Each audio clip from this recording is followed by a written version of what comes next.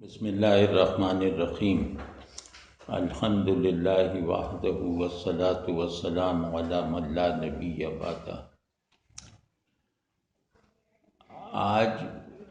سیدنا ابو بکر صدیق اکبر رضی اللہ تعالیٰ عنہ کی منقبت سن لیجئے،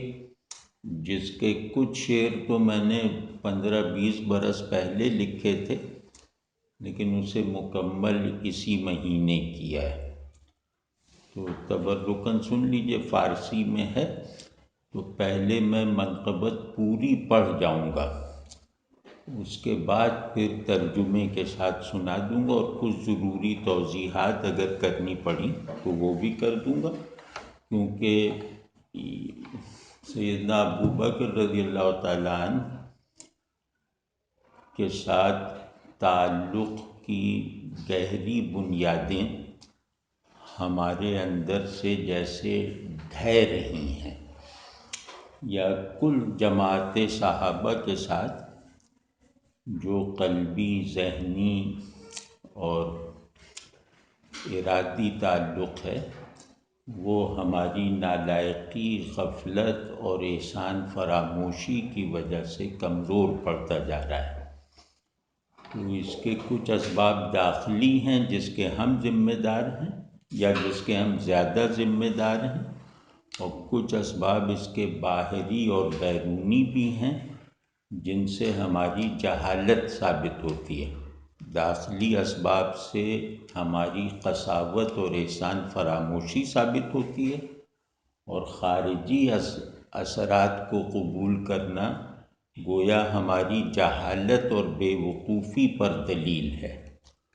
تو بہرحال اپنے طور پہ اس کا کچھ ازالہ کرنے کی کوشش کی ہے، اللہ قبول فرمائے۔ تو در منقبت ابو بکر صدیق اکبر رضی اللہ تعالی عنہ، حالا نہ عشق شعلہ حراق گشتہ بود، حالا نہ عشق شعلہ حراق گشتہ بود، در فن سوختن دل من طاق گشتہ بود،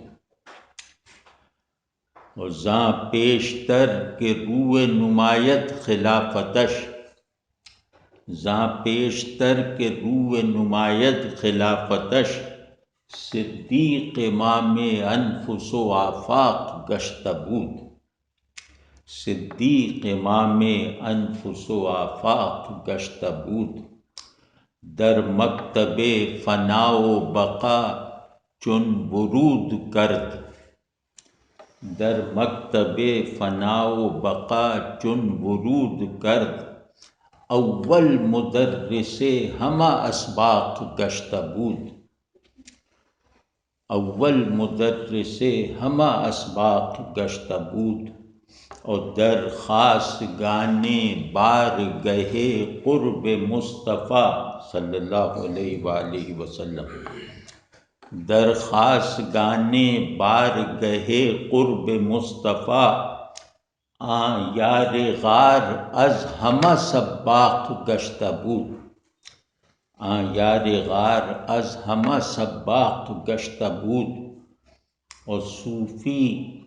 در انتہائے سفر پیش آں جواد، صوفی در انتہائے سفر پیش آں جواد، دست جنید و کاسہ دقاق گشتہ بود، اور احوال لا تناہی یک وصف آں جناب، احوال لا تناہی یک وصف آں جناب، بیش از 200 دفاتر و اوراق گشتہ بود، اور او برزخ است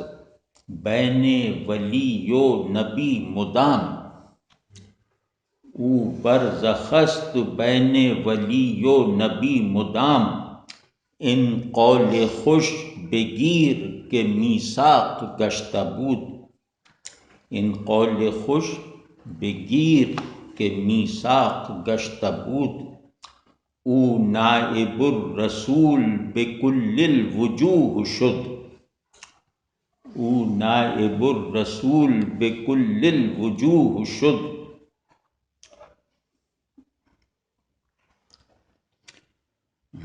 او نائب الرسول بکل الوجوہ شد،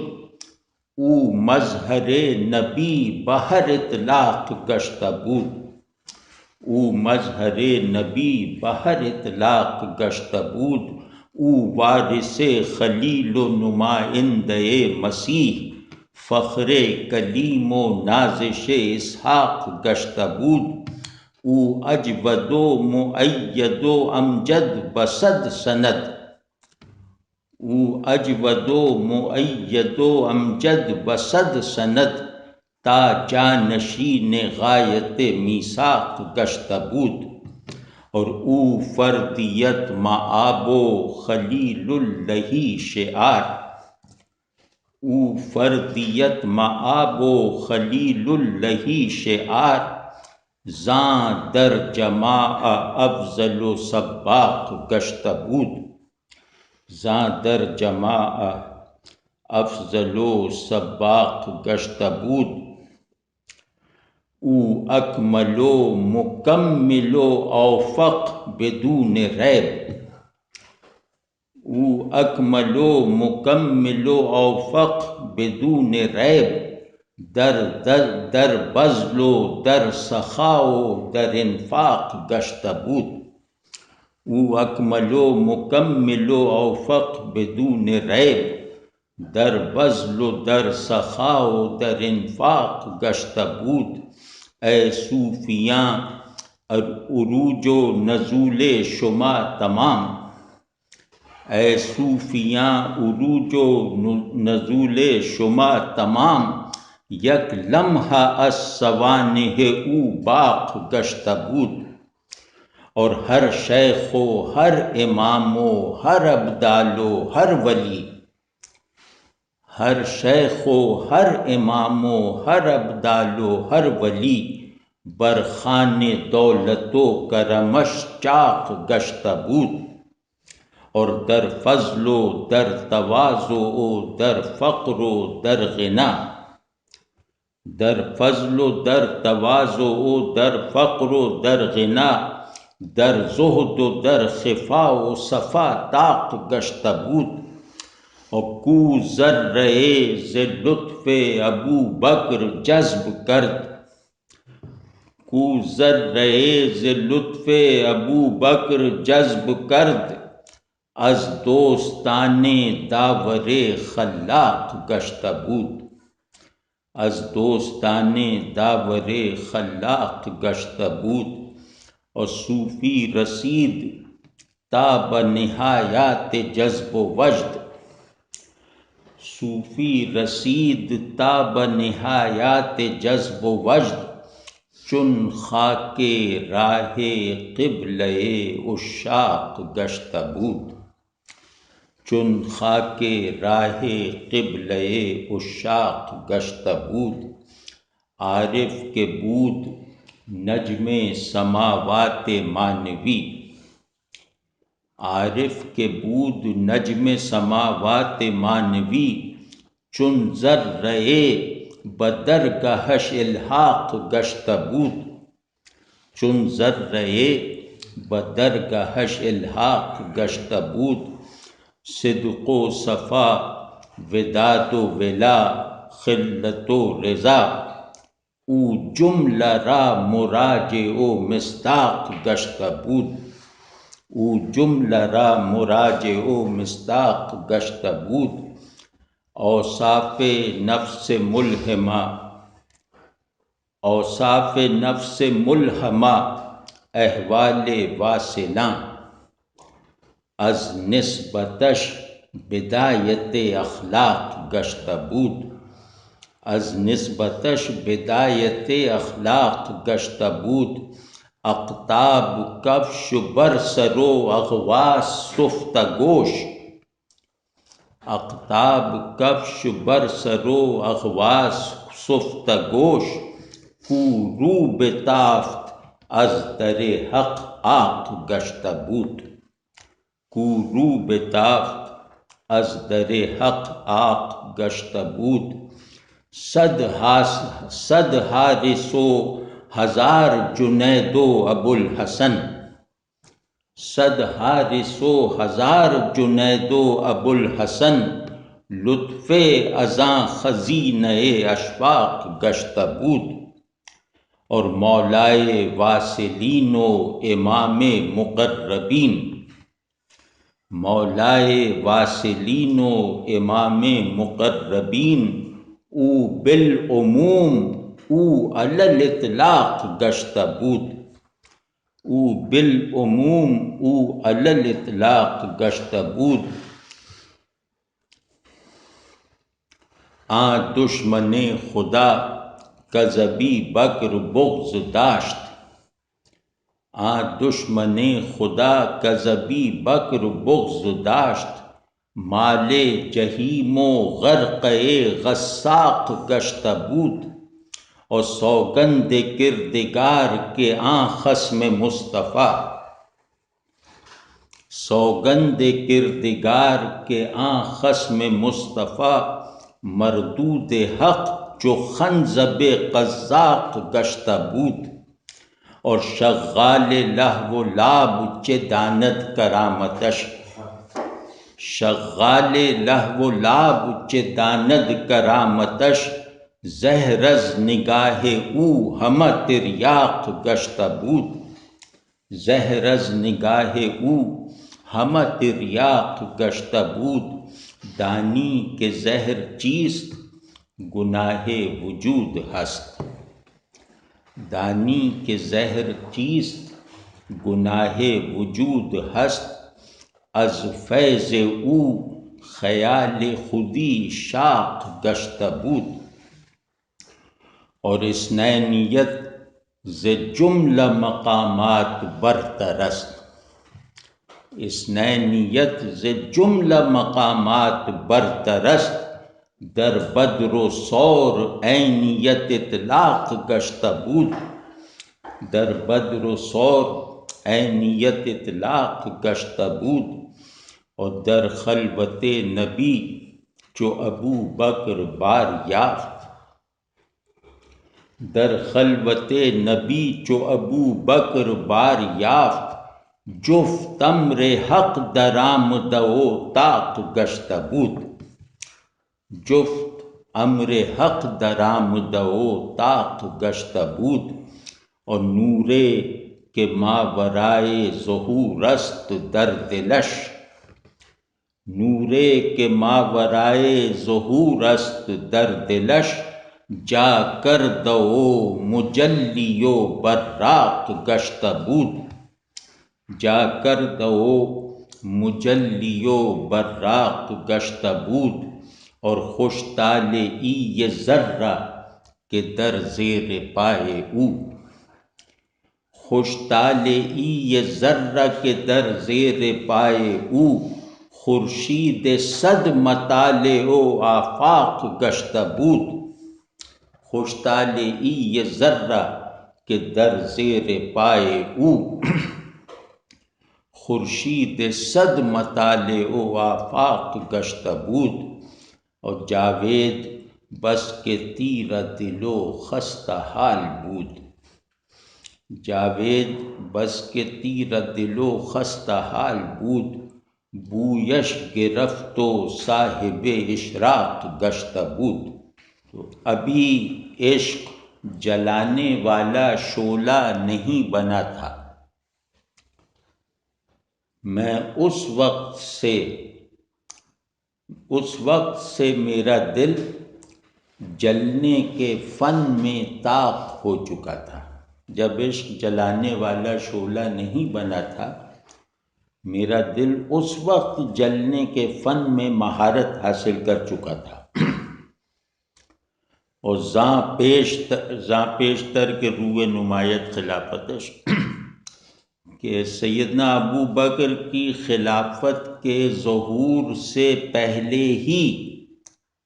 آپ رضی اللہ تعالیٰ عنہ کو امام انفس و آفاق ڈکلیئر کر دیا گیا تھا۔ رسول اللہ صلی اللہ علیہ وسلم نے اپنے مصلی پہ کھڑا کر کے امام انفس ڈکلیئر کر دیا،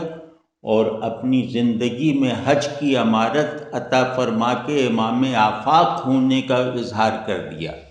یعنی ان دونوں کو رسول اللہ صلی اللہ علیہ وسلم کی سند فعلی حاصل ہے، جو سند قولی سے بڑی ہوتی ہے۔ تو نماز جو ہے وہ انفس کا مرکز ہے، مومن کے انفس کا نظام نماز پہ چلتا ہے، اور مومن کے آفاق کا نظام جو ہے وہ حج پر چلتا ہے۔ حج آفاقی عبادتوں میں سب سے بڑی ہے، نماز انفسی عبادات میں سب سے افضل اور سب سے گہری ہے۔ تو دونوں میں امامت اور امارت عطا فرما کر آپ صلی اللہ علیہ وسلم نے سیدنا ابو بکر کو امام انفس و آفاق بنا دیا، اور ان لوگوں کا امام بنایا جن سے کامل جماعت کوئی ہو ہی نہیں سکتی، یعنی کاملین کی نماز کا امام بنایا، کاملین کے حج کا امیر بنایا۔ تو اور کیونکہ اس میں شکایت ہے صوفیوں سے، صوفی متاثرین جو ہیں وہ سیدنا ابو بکر اور اس طرح کی ہستیوں کا نام بھی لینا گویا اپنے لیے خطرناک سمجھتے ہیں، کیونکہ ظاہر ہے کہ ان حضرات کا اگر شیخین کا نام آ گیا تو تصوف میں داخل ہو جانے والی شیطنت اور مشرکانہ رسوم کا ایک یکلخت خاتمہ ہو جائے گا۔ ان دونوں ناموں میں یہ تاثیر ہے کہ ان کی موجودگی میں شرک و بدعت نہیں چل سکتا۔ تو یہ گویا صوفی اپنا دفاع کرتے ہیں خود کو ابو بکر و عمر سے دور اور لا تعلق رکھ کر، تو لیکن انہی کی اصطلاح میں انہی کو شرم دلانے کے لیے کہا جا رہا ہے کہ فنا اور بقا صوفیانہ اصطلاحات ہیں، یعنی یہ اللہ سے تعلق کے دو بڑے احوال اور دو بنیادی مقامات ہیں، فنا فی اللہ ہو جانا، بقا باللہ حاصل کر لینا۔ تو یہ گویا ہر صوفی ان دو پولز کے بیچ میں رہتا ہے، اپنے تمام اعمال، اپنے تمام خیالات اور اپنے تمام احوال سمیت۔ تو اس کے ہر حال، اس کے ہر فعل، ہر قول اور ہر خیال پر یا تو فنا کا حکم صادق آتا ہے یا بقا کی بات وارد ہوتی ہے۔ تو اس لیے ان کی مانوس اصطلاح میں ان کے سیر و سلوک کی مجموعی منزلوں کے حوالے سے یہ کہا ہے کہ جب فنا و بقا کے مدرسے میں سیدنا ابو بکر نے پہلا قدم رکھا تو پہلا قدم رکھتے ہی وہ اس مدرسے کے تمام اسباق کے مدرس اعظم بن گئے، یعنی فنا و بقا کے بھی جتنے بے شمار اسباق تصوف میں معروف ہیں، ان تمام اسباق کے مدرس اعظم ابو بکر ہیں، اور ان سے درس نہ لینے کے نتیجے ہی میں نام نہاد صوفیوں کا یہ حشر ہو رہا ہے کہ ان کا شرک بھی بدذوقی کے ساتھ ہے، ان کی بدعتیں بھی اگلی نس کے ساتھ ہیں۔ اور کون ابو بکر؟ اے آج کل کے جاہل صوفیوں، تمہیں معلوم ہے کہ ابو بکر کون ہیں؟ کہ وہ رسول اللہ صلی اللہ علیہ وسلم کے قرب کی بارگاہ میں سب سے زیادہ نزدیک بیٹھے ہوئے لوگوں میں سب سے آگے ہیں، یعنی آپ صلی اللہ علیہ وسلم کے مقرب ترین حضرات کی صف میں بھی ابو بکر سب سے آگے ہیں۔ تو یعنی اگر ابو بکر کو مقرب ترین کہا جائے گا تو یہ لفظ، یہ صفت کسی اور کے لیے استعمال نہیں کی جائے گی، تو یہ درجہ ہے۔ تو اور صوفی کا کام یہ ہے، صوفی کی کامیابی یہ ہے، صوفی کی سند فلاح یہ ہے کہ وہ اپنا سارا سیر و سلوک مکمل کر کے اپنے تمام مقامات و مراتب کی تکمیل کر کے اپنے سفر کی انتہا پر پہنچ کر اب اس پر لازم ہے کہ وہ اس سخی کے آگے یعنی سیدنا ابو بکر کے آگے جنید بغدادی کا دست حاجت بن کے رہے، یا ابو بکر دقاق رحمۃ اللہ علیہ جو ایک اور امام صوفیہ ہیں ان کا کشکول بن کے رہے، یا اس کو یوں سمجھ لیں کہ صوفی سلوک صوفی روایت کی انتہا پہ پہنچے جنید اور دقاق، ان دونوں کے انتہا پر ہونے کا ثبوت یہ ہے کہ یہ ابو بکر کے آگے دریوزہ گر بن کے رہے، ابو بکر کے آگے کشکول بن کے رہے، ابو بکر کے آگے دست سوال بن کے رہے، ورنہ اگر یہ بننے میں کامیاب نہ ہوتے تو اب وہ جنید و دقاق نہ بن پاتے۔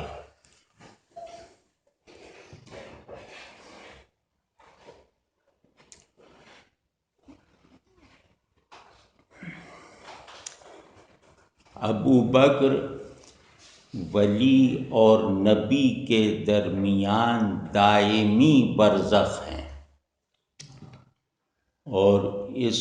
یہ ایک قانون ہے جو طے کر دیا گیا ہے، یعنی اس کے خلاف نہیں ہو سکتا۔ کوئی شخص، کوئی روحانی سالک، کوئی عارف رسول اللہ صلی اللہ علیہ وسلم کی بارگاہ میں پہنچنے کی کوشش کرنے والا کوئی بھی عاشق آخری وسیلہ ابو بکر کو بنانے کا پابند ہے۔ اگر ابو بکر کو وسیلہ نہیں بنایا تو رسول اللہ صلی اللہ علیہ وسلم سے نسبت میسر نہیں آ سکتی۔ یعنی برزخ کہتے ہیں کہ نبی ادھر ولی ادھر، اور بیچ میں جو کوریڈور ہے نبی تک جانے کا، وہ کوریڈور ابو بکر ہیں، ان کو بائی پاس کر کے کوئی محمد الرسول اللہ صلی اللہ علیہ وسلم تک پہنچ ہی نہیں سکتا، چاہے وہ 1000 وسیلے بنا لے۔ ابو بکر کو نظر انداز کر دیا تو محمد الرسول اللہ صلی اللہ علیہ وسلم تک کوئی نہیں پہنچ سکتا۔ او نائب الرسول بکل الوجوہ شد، وہ ہر پہلو سے، ہر دلیل سے، ہر زاویے سے رسول اللہ صلی اللہ علیہ وسلم کے نائب تھے۔ یعنی رسول اللہ صلی اللہ علیہ وسلم کا نائب اعظم بننے کے لیے جتنی غیر محدود شرائط کی فہرست بھی ہے، ابو بکر ان تمام لامحدود شرائط کو اپنی ذات سے پورا کرتے تھے۔ یعنی ابو بکر میں کوئی ایک ذرہ بھی نہیں تھا ان کی شخصیت کا جس پر نیابت رسول صلی اللہ علیہ وسلم کی مہر نہ لگی ہو۔ یعنی ابو بکر سر سے پاؤں تک نائب الرسول صلی اللہ علیہ وسلم تھے۔ ابو بکر جسم میں نائب الرسول، روح میں نائب الرسول، ذہن میں نائب الرسول، قلب میں نائب الرسول۔ یعنی ابو بکر فنا فی الرسول صلی اللہ علیہ وسلم ہونے کا نمونہ اکمل تھے۔ تو جو اپنے آپ سے خالی ہو کر رسول اللہ صلی اللہ علیہ وسلم سے بھر گیا ہو، وہ نائب الرسول بکل الوجوہ ہے۔ او نائب الرسول بکل الوجوہ شد، او مظہر نبی باہر اطلاق گشتہ بود۔ یعنی رسول اللہ صلی اللہ علیہ وسلم کا غیر، آپ صلی اللہ علیہ وسلم سے نسبت رکھنے والا کوئی بھی صاحب ایمان، وہ رسول اللہ صلی اللہ علیہ وسلم کا ویسا جامع اور کامل مظہر نہیں ہے جیسے کہ سیدنا ابو بکر صدیق اکبر رضی اللہ تعالیٰ عنہ ہیں، کیونکہ ہر ایک کا رسول اللہ صلی اللہ علیہ وسلم سے تعلق سچا ہے، لیکن اپنی یاد کے ساتھ ہے، اپنی حیثیت کے ساتھ ہے، اپنے نام کی برقراری کے ساتھ ہے۔ ایک ابو بکر ایسے ہیں جن کا رسول اللہ صلی اللہ علیہ وسلم کے ساتھ تعلق فنائیت والا ہے، یعنی آپ صلی اللہ علیہ وسلم سے کے تعلق کے سوا ان کی کوئی شناخت نہیں ہے، ان کی ہر شناخت رسول اللہ صلی اللہ علیہ وسلم کے حوالے سے متعین ہوتی ہے، ایسا کوئی نہیں ہے۔ تو وہ مظہر نبی باہر اطلاق گشتہ بود۔ باہر اطلاق کا مطلب یہ ہے کہ وہ رسول اللہ صلی اللہ علیہ وسلم کے اپنے غیر میں اظہار پانے کی جتنی بھی جہتیں ہیں وہ سب جہتیں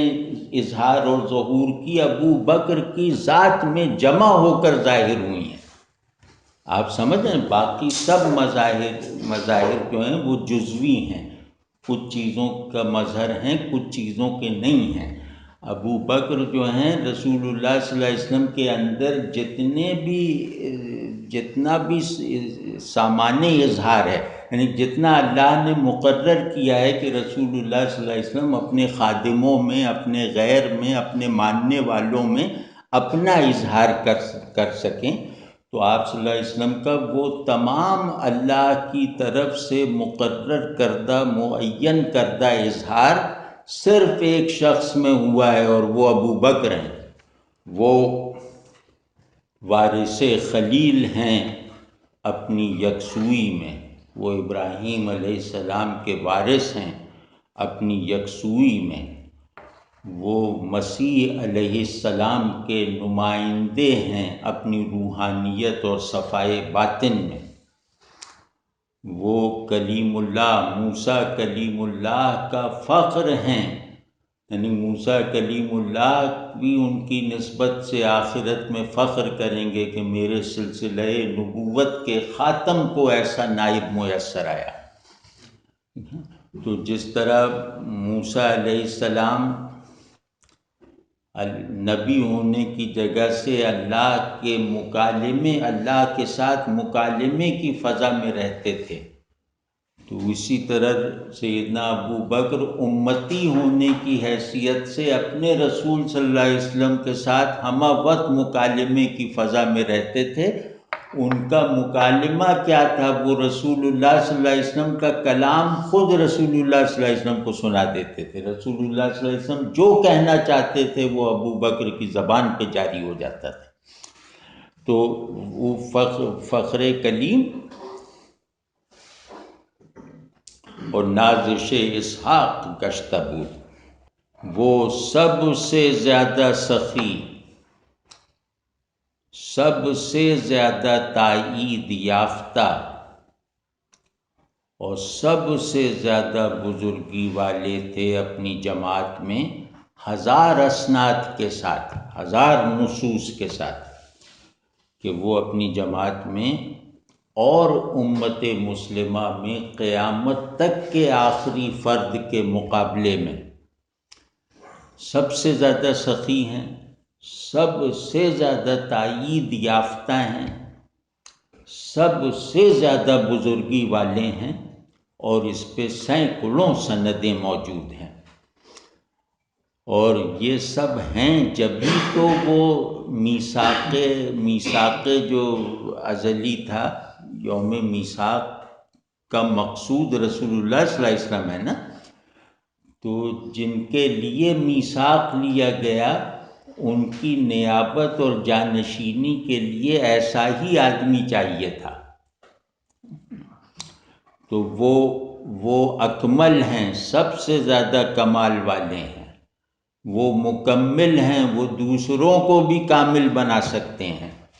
وہ اوفق ہیں، وہ سب پر فائق ہیں، انہیں سب سے زیادہ تائید الہی میسر ہے۔ اور ان سب فضائل میں کوئی شک نہیں، ان سب فضائل میں شک کرنا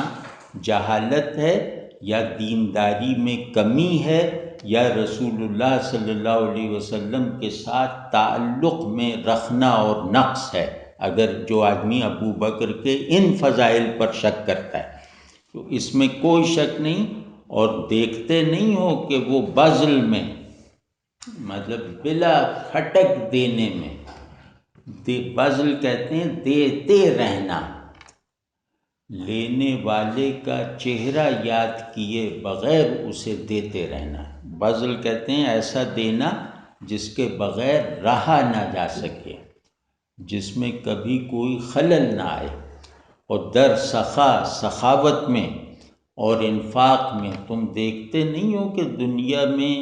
انسان کے مفید ہونے کی یہ سب سے بڑی اقدار ہیں،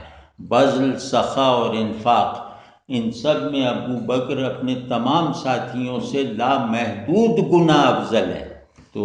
پھر اب وہ صوفیوں کی طرف کہ اے صوفیو، اے جاہل صوفیو، اے سنگ دل صوفیو، اے ہوا پرست صوفیو،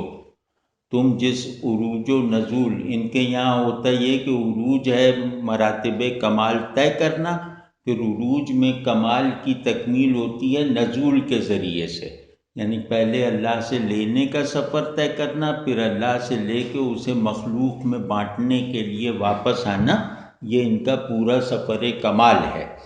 تو تمہارا یہ جو فرضی عروج و نزول ہے، یہ الف سے یہ تک، اگر یہ سچا ہے جو تمہارے دعوے ہیں، وہ اگر ان دعووں کو صرف لفظوں میں لیا جائے، تمہاری طرف نہ دیکھا جائے، کیونکہ تمہارے دعوے کاغذ پہ سچے ہیں، تمہارے کردار اور تمہاری ذات میں جھوٹے ہیں، تو تمہارے اس طرح کے دعووں کی بھی حیثیت یہ ہے کہ تمہارا سارا عروج و نزول جو کئی مطلب جس کے بے شمار اسٹیجز ہیں، وہ سب کا سب ابو بکر کی زندگی کا ایک لمحہ بلکہ اس سے بھی کم ہے، یعنی جس کے حصول میں تم لوگ زندگیاں لگا دیتے ہو، تمہاری زندگی لگا دینے کے نتیجے میں جو تخیل تمہیں حاصل ہوتا ہے، وہ تخیل جو صرف تمہاری زبان پر ہے، تمہارے عمل اور احوال میں نہیں ہے، تو تمہارا وہ مبالغے والا تخیل اور تصور بھی ابو بکر کی ذات کے ساتھ اگر ٹیلی کیا جائے تو وہ ان کی زندگی کے ایک لمحے سے بھی کم تر ہے۔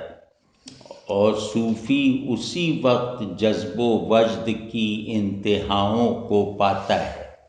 یعنی سچا صوفی اسی وقت جذب و وجد، جذب کہتے ہیں اللہ کا اپنی طرف کشش کرنا، بندے کو اللہ اپنی طرف کھینچے، اسے جذب کہتے ہیں۔ وجد کہتے ہیں بندہ اللہ کو پا لے، وجد کہتے ہیں پانے کو، جذب کہتے ہیں سما جانے کو۔ تو کہنے کہ تمہارا جو ہے یہ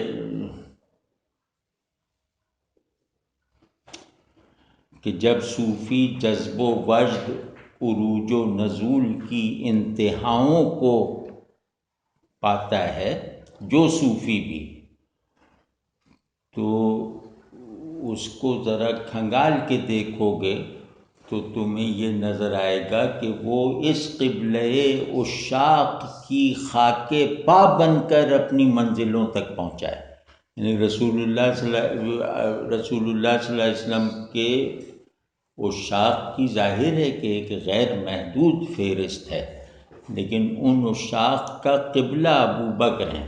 قبلہ عشاق کا لقب اگر کسی کو سزاوار ہے تو وہ ابو بکر صدیق اکبر ہیں۔ تو جب تک ابو بکر کے پاؤں کی خاک نہیں بنو گے، اس وقت تک اے صوفیو جذب و وجد کی انتہاؤں تک پہنچ ہی نہیں سکتے تم۔ اور وہ عارف کامل، وہ عارف صادق جو حقائق کے آسمانوں کا ستارہ تھا، مطلب سچا عارف حقائق کے افلاک کا ستارہ ہوتا ہے، تو وہ عارف حقائق کے آسمان کا روشن ستارہ بننے کے بعد یہ کوالیفائی کرتا ہے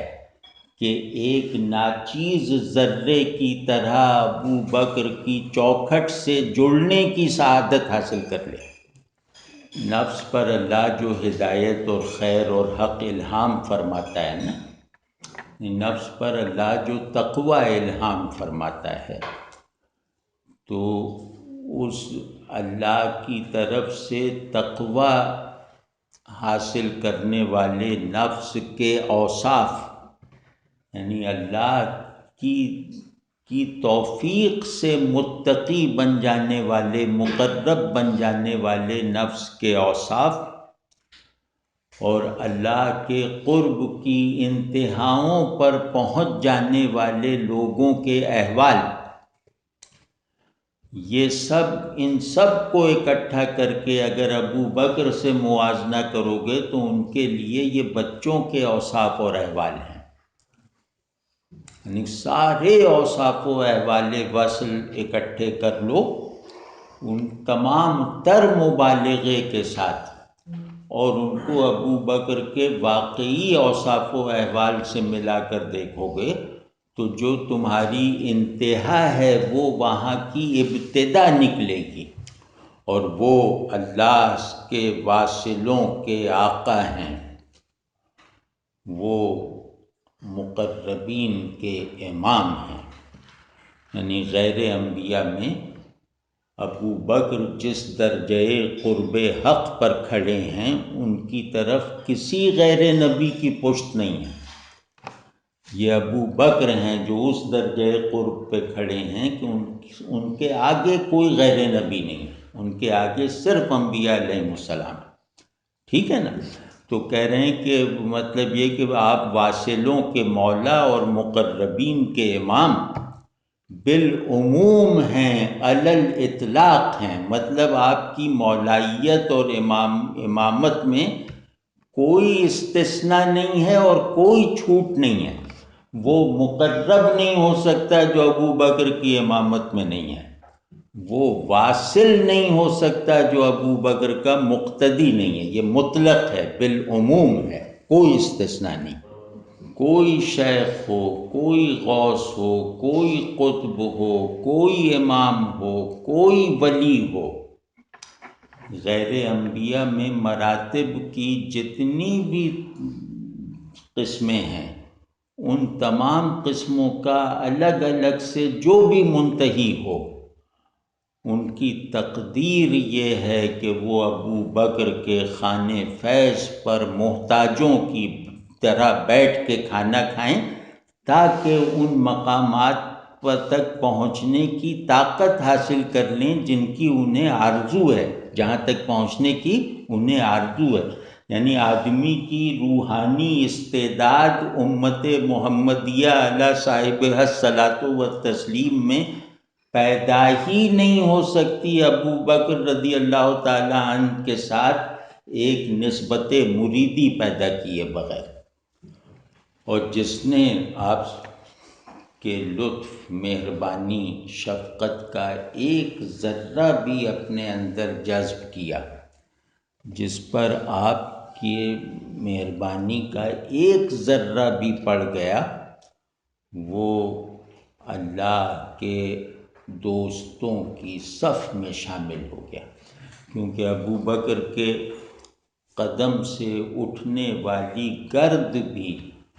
منزل تک پہنچانے کے لیے کافی ہے، وہ خوش نصیب ہے جس پر ابو بکر کے سفر سے اٹھنے والی گرد پڑ گئی،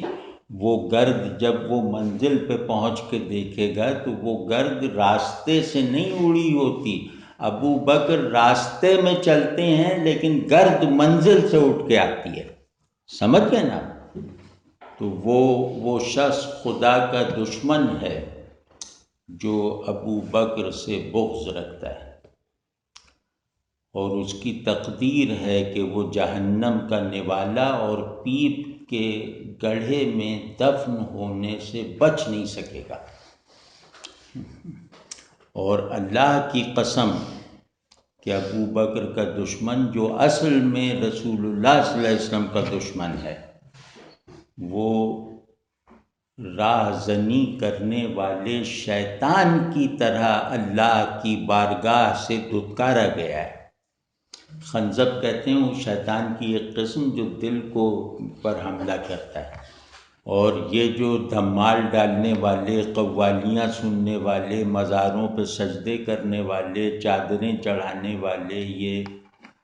روحانیت اور دین کو کھیل کود بنا لینے والے مسخرے یہ بھلا کیا جانے کہ ابو بکر کی بڑائیاں اور روحانی عظمتیں اور کرامتیں کیا ہیں۔ ان بیچاروں کو کیا معلوم کہ ابو بکر وہ تھے کہ جو زہر کو دیکھ لیتے تھے تو وہ تریاک بن جاتا تھا۔ اور تم جانتے ہو کہ زہر میں کسے کہہ رہا ہوں؟ زہر گناہ وجود ہے، اپنے آپ کو میں کہنا یہ زہر ہے، یہ میں کہنا گناہ ہے، اور اس کو میں زہر کہہ رہا ہوں کہ ابو بکر اس زہر کو تریاک بنا دیتے تھے۔ ان الموجود کی کہہ کر جو آپ زہر پیتے ہیں، ابو بکر کی نگاہ اس زہر کو تریاک بناتی تھی، اور یہ انہی کا فیض ہے کہ خودی سے بچنے کی لگن روحانیت کے ضمیر میں پختگی کے ساتھ قیامت تک کے لیے موجود ہے، کیونکہ ابو بکر نے اللہ کے لیے بھی اپنی خودی کو نثار کیا اور اللہ کے رسول صلی اللہ علیہ وسلم کے لیے بھی اپنی ذات کو نچھاور کیا۔ کون ہے؟ اور اقطاب کفش برسر، تم کن قطبوں اور غوثوں کو لیے پھر رہے ہو؟ سب ہمارے سر کے تاج ہیں، لیکن ان کو ان کی حیثیت سمجھو، ان کی اوقات سمجھو ابو بکر کے مقابلے میں، کہ وہ اقطاب کا فخر ہے اگر ابو بکر کی جوتیاں ان کے سر پہ آ جائیں۔ مطلب ان کے سر اتنی عظیم نعمت کا بوجھ نہیں اٹھا سکتا جتنا ابو بکر کی جوتیاں آ جانے سے وہ اٹھائے گا۔ اور اغواس جو ہیں، غوث جو ہیں، وہ سفتہ گوش غلام کو کہتے ہیں۔ غلاموں کے کان چھید کر بالے پہنائے جاتے تھے۔ تو قطب سارے کے سارے حضرت ابو بکر کے کفش برسر بردار ہیں، یعنی سر پہ جوتیاں رکھے ہوئے ہیں، یہی ان کی عزت ہے۔ اور غوث جو ہیں وہ غلام ہیں، مطلب مہر لگے ہوئے غلام۔ اور جس نے ابو بکر کے سامنے یہ پوزیشن لینے سے انکار کیا تو وہ سمجھو کہ اسے اللہ نے اپنی چوکھٹ سے بھگا دیا۔ اور سینکڑوں حارث محاسبی، ہزاروں جنید بغدادی اور لاکھوں ابو الحسن قرقانی جمع ہو جائیں تو ان سب کی حیثیت سیدنا ابو بکر رضی اللہ تعالیٰ عنہ کے لطف و کرم اور شفقت کے لامحدود خزانے کے ایک موتی سے زیادہ نہیں ہے۔ یہ سب مل کر ابو بکر کے خزانے کے ایک موتی بنتے ہیں۔ اور کیا خوش قسمتی، یہ آخری دو شعر رہ گئے، میں نے بیچ میں کئی شعر چھوڑ دیے ہیں، کہ کوئی ٹھکانہ ہے اس ذرے کی خوش قسمتی کا جو سیدنا ابو بکر کے پاؤں تلے چپکا ہوا ہے، جس کو سیدنا ابو بکر کا کف پا نصیب ہو گیا، اس ذرے کی خوشنودی اور خوش قسمتی کا کوئی سرا ہم ڈھونڈ ہی نہیں سکتے، آخری سرا جسے ابو بکر کے پاؤں سے لگنا نصیب ہو گیا۔ اور یہ وہ ذرہ ہے جو سینکڑوں سورجوں کا مطلع بن گیا ہے اور سینکڑوں آفاق کا مجموعہ بن گیا ہے۔ اور جاوید جو تھا اس کا دل سیاہ پڑ چکا تھا، اس کی حالت تباہ ہو چکی تھی، تو ایک جھونکا گلستان ابو بکر سے آیا اور اس نے اسے اندر باہر سے اجال دیا۔ صاحب اشراق کہتے ہیں جس کا ذہن، قلب، طبیعت اور نفس ایک ہی روشنی سے روشن ہو، یعنی اللہ کے نور سے۔ تو خیر یہ تو تعلی ہے، لیکن ویسے ہی وہ تو شاعری میں ہوتی ہے تعلی۔